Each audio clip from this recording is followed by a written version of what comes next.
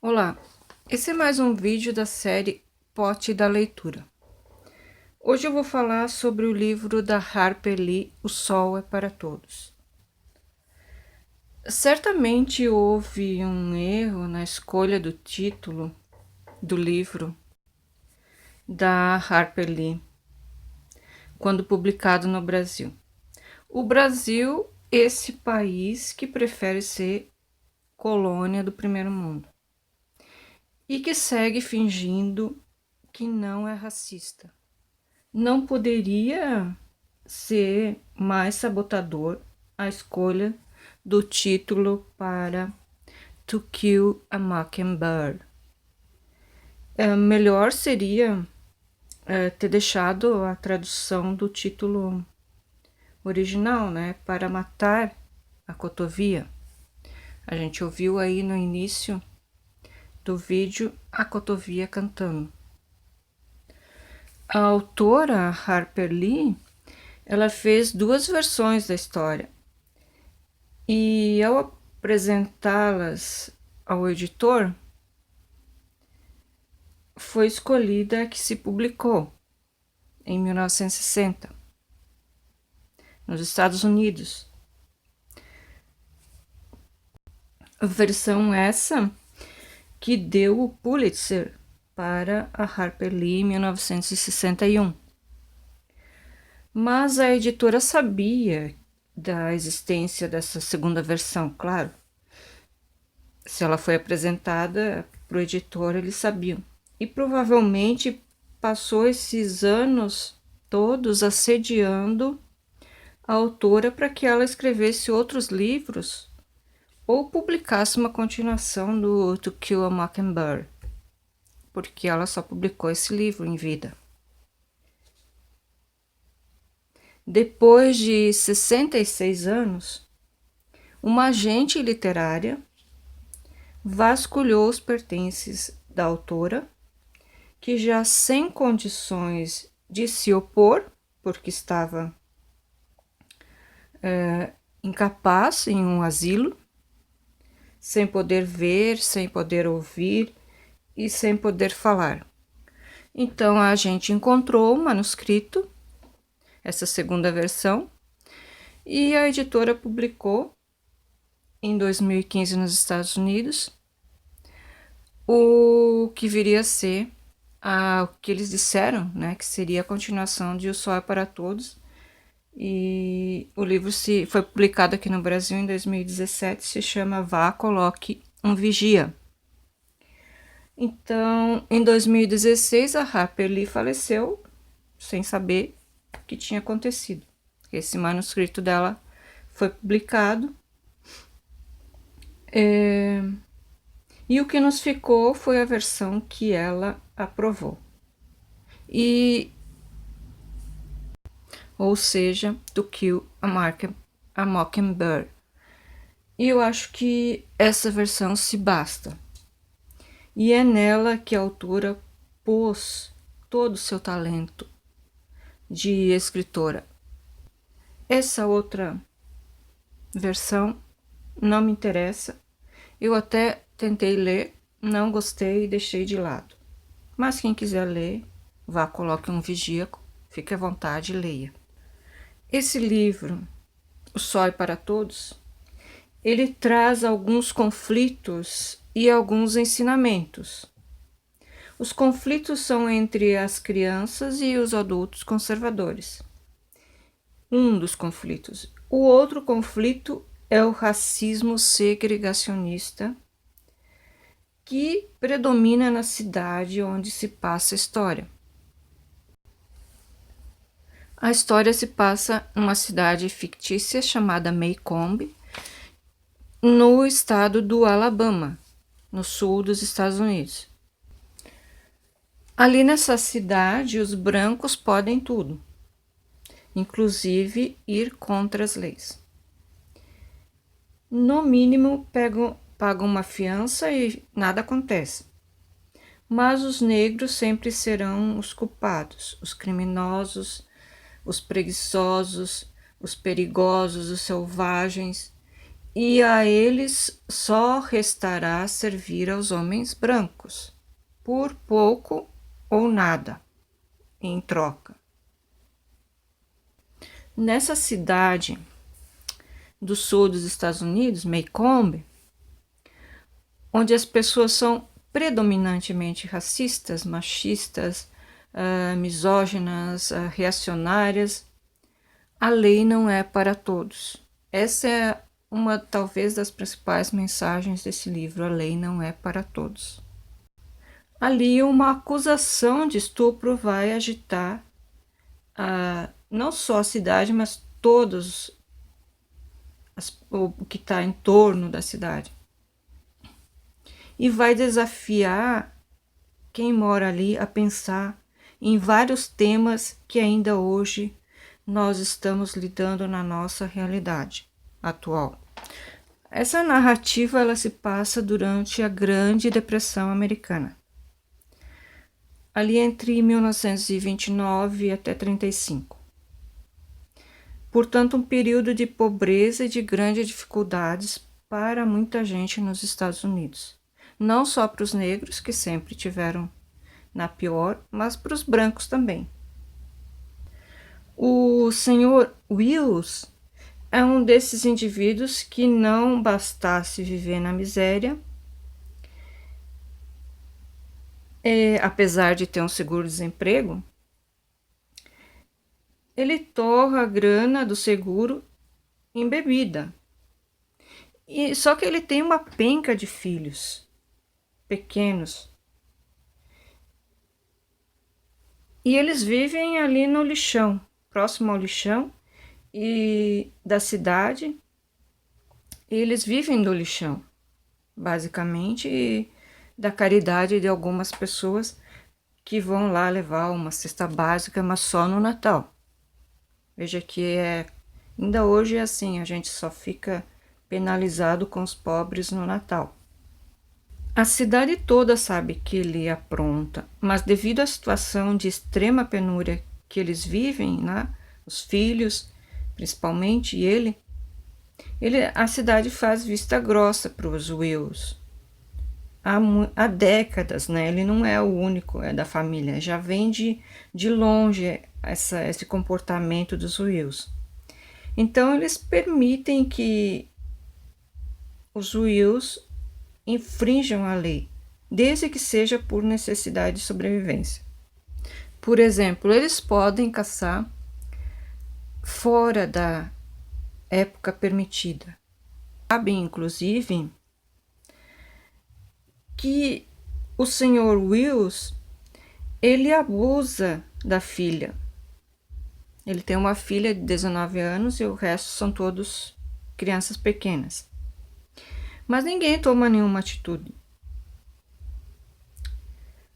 Até que essa menina, essa moça de 19 anos, ela tenta abusar de um negro que é o Tom Robson. E o Tom Robson, sempre que passava por ali, ela chamava ele para fazer alguma coisa para ela. Cortar lenha, consertar alguma coisa lá na casa. E um dia ela chama ele para ir até o quarto, ver lá alguma coisa, parafusar alguma coisa, e ela se agarra nele, tenta beijar. E o pai dela chega e vê aquela cena. E ele fica possesso de ciúmes. O Tom foge e ele bate na filha, e depois ele chama o delegado e eles dão a versão deles, ou seja, eles apontam o Tom Robson como o cara que agrediu a menina e que abusou dela sexualmente. Aí, claro, o Tom Robson é preso. E o Atticus, que é o advogado mais justo do condado de Maycomb, ele é designado pelo juiz para defender o Tom Robson. o Éticos passa a ser hostilizado por parte da população da cidade, que não entende como um branco pode defender um negro. E o advogado diz que é seu dever defender qualquer pessoa perante a lei. Os filhos dele, que são o Jen e a Scott, esse é o apelido dela, o nome dela é Jean-Louise, são motivo de chacota e de piada na escola. Os vizinhos também fazem bullying com eles, a própria família do pai dele também não concorda que o Atticus defenda um negro. E para piorar, o senhor Wills jura o Atticus e os filhos dele de morte. O Tom Robson vai ir a julgamento. Ele não tem nenhuma chance, apesar do brilhantismo do advogado dele, que é o Atticus. O júri é composto só por homens brancos. Que chance que ele tem? Mas mesmo assim, um dos jurados vota contra a condenação. Só que não é suficiente, ele é condenado e vai para a prisão de trabalho forçado para aguardar. Então, o Robson vai para a prisão e vai aguardar a possibilidade de algum recurso. E se ele for condenado, definitivamente ele vai para a cadeira elétrica.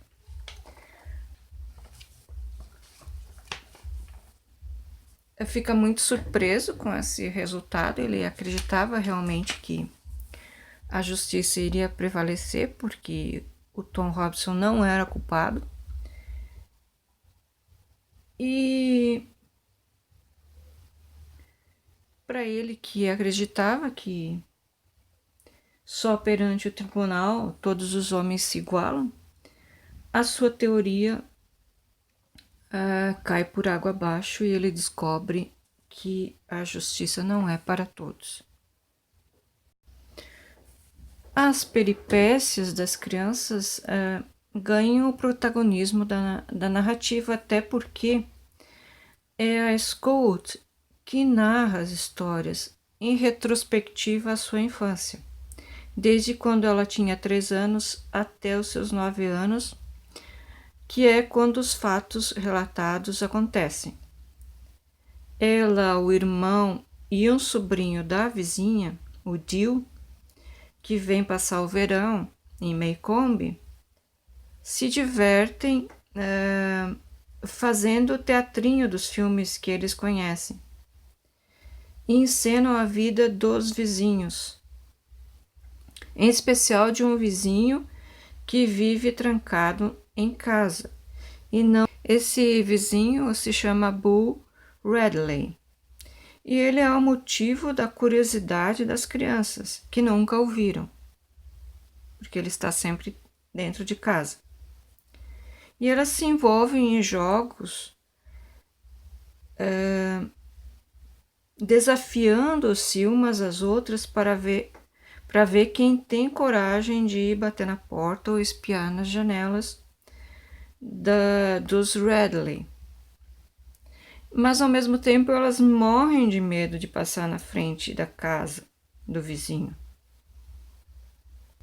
Esse vizinho confinado, ele é uma peça muito importante na história, no desfecho da história. Então, prestem atenção nele quando vocês lerem. A família Finch é composta por um irmão mais velho, que é médico, uma irmã solteirona, o Atticus e seus 2 filhos, o Jen e a Scott, e uma empregada negra que se chama Calpurnia e que sabe ler e escrever. As crianças, elas são criadas pela Calpurnia desde que a mãe morreu, quando a Scott tinha 2 anos de idade. O desfecho dessa história, ele nos mostra que a justiça não é para todos. Uma morte vai acontecer entre 2 brancos que poupa o autor do crime. E o argumento dele é que uns são menos culpados que os outros. A história da Harper Lee é uma história regionalista, assim como as histórias do John Steinbeck, do Mark Twain. As personagens têm uma fala local. E quando essa fala local é traduzida, o recurso que se usa na tradução é acaipirar esses diálogos. Muita gente não gosta, mas não sei que outra maneira se poderia traduzir. As histórias regionalistas geralmente são biográficas. Elas contam a vida pregressa dos personagens, do início até o fim. Dinastias, gerações, a vida de um único personagem ou de vários deles. Muitas também são autobiográficas. A Harper Lee, ela vai tecendo uma trama muito bem amarrada. E aos poucos a gente vai vendo como tudo faz sentido. Por que as crianças são os protagonistas? Porque é através delas que se pode ensinar a verdade dos fatos, corrigir os erros dos adultos. Na narrativa, a inocência das crianças é contaminada pelo preconceito dos adultos. E assim elas vão repetindo o mesmo comportamento deles, né, dos adultos, sem saber por quê. É assim que, geração após geração, o preconceito persiste na sociedade, porque ele é transmitido pelos adultos a seus filhos ou às crianças. Mas não para a Scott e o Jen. Quando tem alguma dúvida, eles sempre correm para os braços do pai e para que ele, com a sua sabedoria, lhes explique o lado certo da vida. Assim,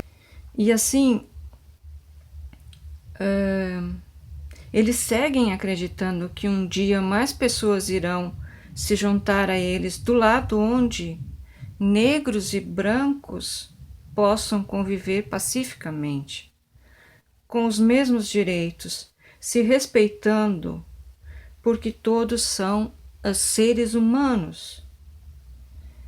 Esse talvez seja o melhor ensinamento dado pela autora. E será que isso é possível? Mesmo hoje? Se os adultos pararem de formar gerações de crianças, futuros adultos, racistas, reacionários, conservadores, talvez haja esperança. Mas não em Maycomb. A sociedade de Maycomb é cética a esse respeito. Talvez tenham razão, pois ainda lidamos com esse tema cotidianamente. Que a gente possa pensar menos em nós mesmos e mais no próximo. Se nos controlamos a liberdade de escolha deles porque somos incapazes de fazer as nossas escolhas, porque o sol ainda não é para todos. Então essa foi a leitura do mês de junho, O Sol é para Todo, da Harper Lee, para o projeto O Pote da Leitura. Recomendo que quem não leu esse livro leia e reflita sobre ele, que foi e é único. E não é por acaso que esse livro é único. Agora eu vou sortear o livro que eu vou ler no mês de agosto, porque no mês de julho eu vou me dar umas férias e não vou ler o livro para esse projeto. Então vamos ver aqui o pote.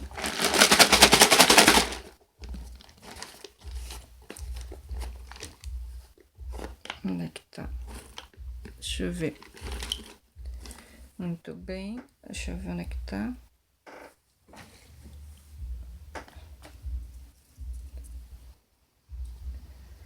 Então, tá aqui Oblomov do Gonchakov, né? Então, tá aqui Oblomov do Ivan Gonchakov. É o livro que eu vou fazer o vídeo em agosto para o projeto do Pote da Leitura. Espero que tenham gostado desse vídeo. Continue acompanhando. Se gostou, dê like, siga, compartilhe. E vou deixar ali todos os links das edições que eu encontrar para quem quiser comprar. Então, até a próxima. Nos vemos em agosto com mais um vídeo do projeto Um Pote da Leitura, onde eu vou apresentar o próximo livro, Oblomov.